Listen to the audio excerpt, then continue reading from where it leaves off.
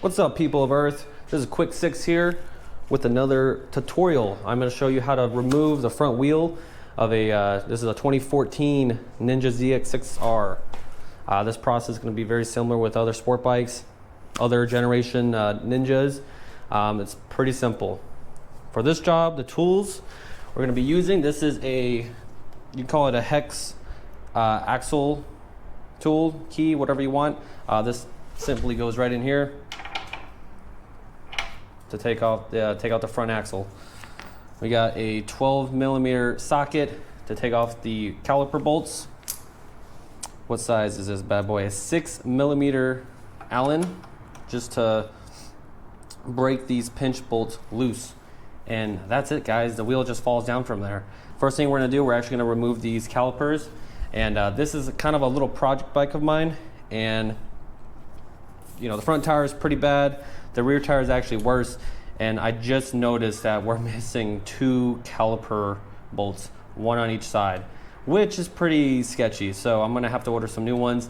And I also noticed that they were pretty loose already. So we're actually not gonna be using the socket wrench. Hopefully you guys can see this. So we're just gonna simply remove this bolt that's holding the caliper to the bike.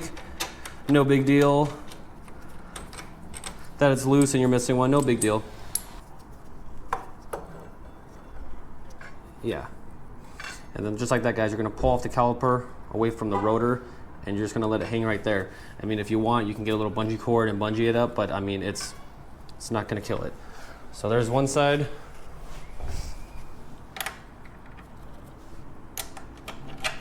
And like I said, guys, you're supposed to have 2 bolts, one here, one here. And this is pretty sketchy that there's 2 missing, one on each side. Just like that. Caliper comes off. Pretty simple stuff, guys. Now, on this bike, these are just little pinch bolts for the axle. Sometimes there's 4, 2 here, 2 on the other side, but this bike only has a total of 2. And you're just gonna break them loose like this.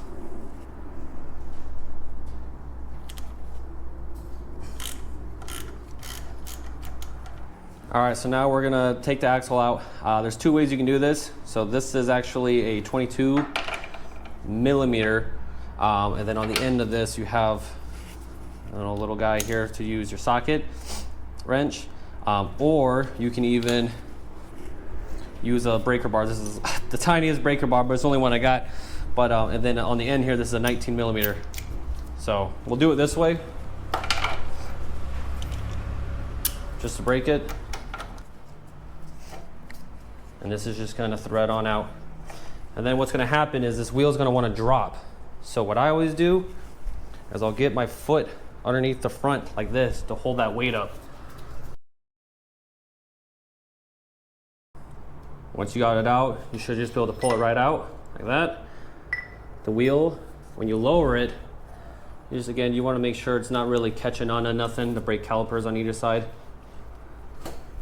We're gonna pull it straight out. Take out the spacers.